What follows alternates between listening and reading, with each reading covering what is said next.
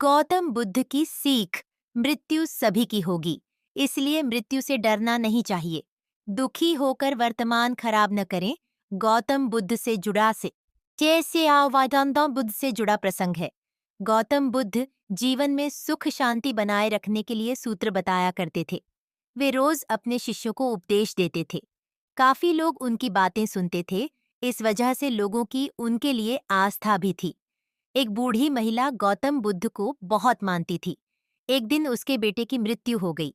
बेटे की मृत्यु पर माँ बहुत दुखी थी। वह तुरंत ही गौतम बुद्ध के पास पहुंची और पूरी बात बताई।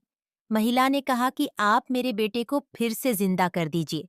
महिला बुद्ध को भगवान मानती थी।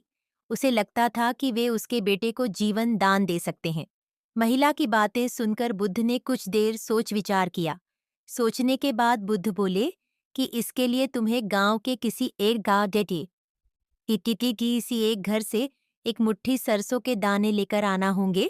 लेकिन एक बात ध्यान रखना, घर ऐसा हो जहां कभी किसी मृत्यु नहीं हुई हो। महिला बेटे के मरने से बहुत दुखी थी, तो उसे एक उम्मीद मिल गई कि उसका बेटा फिर से जिंदा हो सकता है। बुद्ध की बात मानकर वह गांव की ओर निकल गई और घर घर जाकर एक मुट्ठी सरसों के दाने खोजने लगी। महिला घर घर जाकर पूछ रही थी कि अगर इस घर में किसी की मृत्यु नहीं हुई हो तो मुझे एक मुट्ठी सरसों के दाने दे दो। जहां जहां महिला जाती वहां उसे ये जवाब मिलता कि उनके घर में मृत्यु तो हुई है।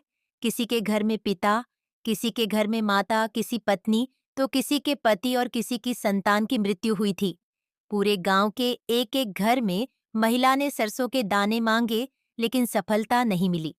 अंत में उसे समझ आ गया कि बुद्ध ने उसे ऐसा करने के लिए क्यों कहा है। महिला समझ चुकी थी कि मृत्यु अटल है और सभी को एक दिन मरना ही है।